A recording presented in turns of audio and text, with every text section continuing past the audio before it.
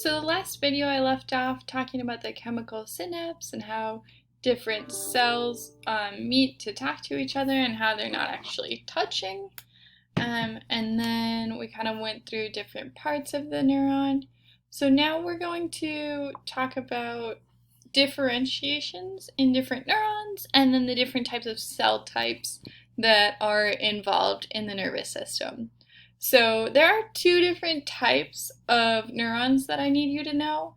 The first type are called multipolar neurons, and the second type are called unipolar. So what polar means is the direction that it's going. If it says multi, it's going to be multiple different directions. And if it's uni, it is one direction. So the multipolar neurons are the ones that you'll see traditionally drawn in a textbook, where there are lots and lots of dendrites and there is one single axon. Unipolar neurons are going one direction. So there are dendrites and they are bringing information to the brain and the spinal cord. So these are like sensory, so like your sense of smell, taste, vision, all of that good stuff. There are three different types of neurons based on their function. So the first are called sensory neurons, the middle type are called interneurons, and then the third type are called motor neurons. So sensory neurons are afferent, and they bring sensory information to the brain. So they are grabbing information from the outside and bringing it to the brain. Motor neurons take information and send it to the effectors. Bring information away from the brain to the effectors. An example of this would be like bringing information about muscle movement. So from the brain to the muscle, telling the muscle, hey, you need to flex so that I can lift this can of soup or whatever you're going to lift. So example, muscle contraction. So there needs to be something in between motor neurons and sensory neurons. So we call them interneurons. Interneurons are only in the central nervous system. They bring sensory information to motor information back. Okay, so they are kind of the integration centers. A little trick that I saw that I used way back in my day to remember the different types of neurons here is, let me see if I can make this a little bit bigger. I did sensory, motor, no, I did A, E, I, O, sensory, motor. So like your vowels, A, E, I, O. So A stands for afferent, E stands for efferent, because motor neurons are efferent, and then I for in, O for out, S for sensory, M for motor. So sensory neurons on the left column here are afferent and they're going in. Motor neurons on the right are efferent and they're going out. Interneurons are in between. This slide is just looking at a picture of the words that we looked at on the previous slide. So we see sensory neurons are bringing information towards the brain. Interneurons are just in the central nervous system, so just brain and spinal cord. And they are integrating between the sensory and the motor. And then motor neurons are going out to the effector, which in this case is a muscle. Effectors can also be glands. So for example, in your digestive system, you have a bunch of glands that help you to digest your food. So an effector can be also a gland. So neurons are cells, and just like any other cell, they have waste and they need nutrients, so they need some way to get their nutrients and get rid of their waste. So because a cell has this really long axon here, we need to be able to transport materials all the way from the nucleus and the cell body all the way down to the axon terminals and back. So the proteins that are made in the cell body need to be transported, and then some waste need to go back to the cell body in order to be recycled. So we have two different types of transport here. So anterograde is movement from the soma towards the axon terminals. So this starts at the cell body and goes away from the cell, just like this arrow here. Retrograde axonal transport is starting at the terminals and going back to the soma. So from axon terminals toward the soma.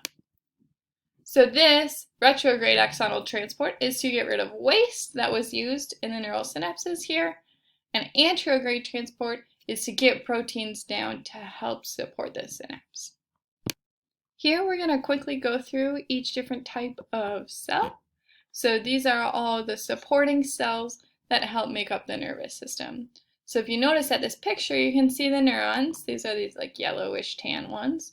But then there's all these other cell types that are there to support the neurons so that they can do their job appropriately. The first type are called astrocytes, and they're the most abundant. And what they do is basically maintain the relationships between the different cells, and they form something called the blood-brain barrier. The blood-brain barrier is really, really important.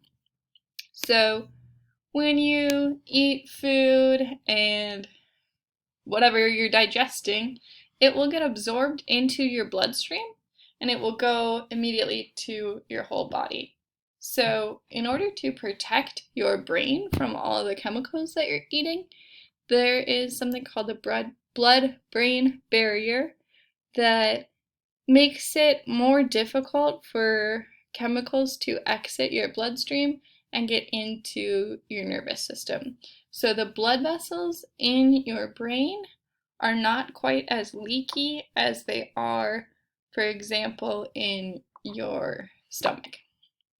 They don't want different things to easily pass into the brain because that would cause a lot of infections for us. So bacteria, viruses, we don't want to get into our brains really easily.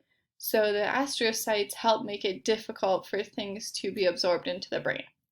There are a few exceptions to this. So for example, alcohol is really small and it can pass into the brain. So individuals who consume alcohol will often feel intoxicated in the brain before they might see other effects elsewhere. So that's because alcohol is so small that it passes right through these astrocytes. So just kind of a little FYI, the term astro means star. So you can kind of see the lovely star shape here. That's how they get their name. So a few other cells here that are really important and that make really good exam questions. Microglia are little white blood cells, and they go around and they check for viruses and bacteria and alert the immune system about those. Oligodendrocytes and Schwann cells are the same thing. They're just found in different places. So oligodendrocytes are the cells that you find in the central nervous system.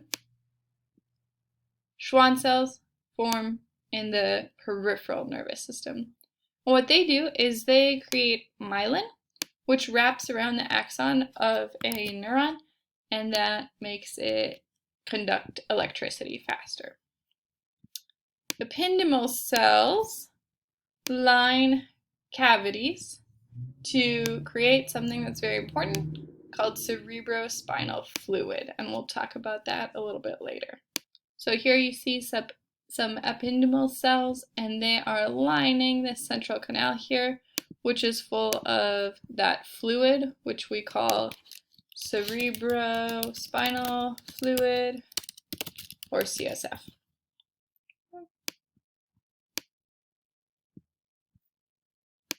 So myelin sheath is really important because it is what is wrapped around the neurons, and it helps to increase the speed of conduction. So it allows you to have quick reflexes, to move fast, to think quickly, all of that. So myelin sheath wraps around the neuron, and it is made by oligodendrocytes in the central nervous system, brain and spinal cord, made by Schwann cells in peripheral nervous system. There are hundreds and hundreds of layers that wrap around the neuron, and I'll show you a picture in a minute. And then there are little tiny gaps called nodes of Ranvier, and I'll show you those on the next picture here. So here we can see this is the axon here in yellow, and then you can see all these layers of myelin sheath. So it just wraps around and around and around and kind of insulates the neuron.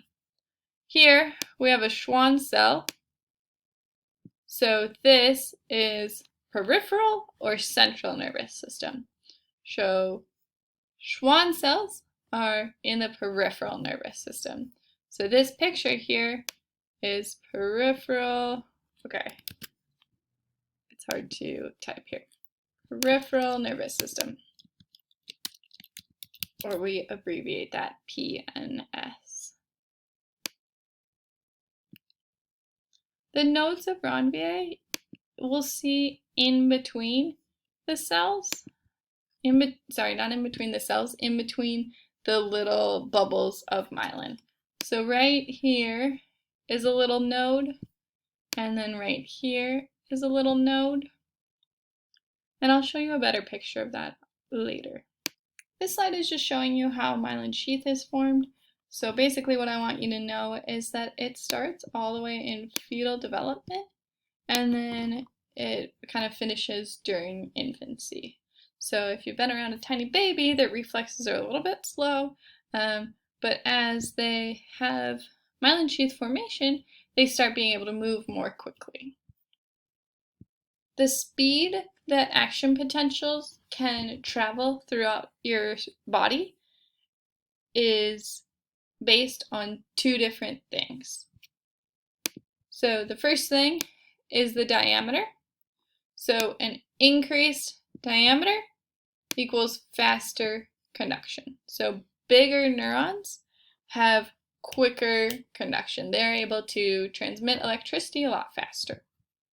The second part is myelination. So more myelination increases speed. So there are two different types of nerve fibers that I'd like you to know. And the first are called A fibers. They have big diameters, they're myelinated, so they're really fast. Second type are C fibers. They're smaller in diameter, they're not myelinated, and they're slower. I remember this because my name starts with a C, and I'm a really slow runner. So C fibers like Christine must be really slow. This is just showing that same thing. A fibers, large diameters, they're myelinated, they are fast. I don't really care that you know the specific speed, but just kind of keep this in mind. 300 miles an hour, that's crazy fast. C fibers are smaller, not myelinated, and they can be really slow. So A fibers you might want in neurons that go to your muscles so that you can have quick reflexes, versus C fibers that are slower. Your pupils can dilate a little bit slower. It's not really that important that it's immediate.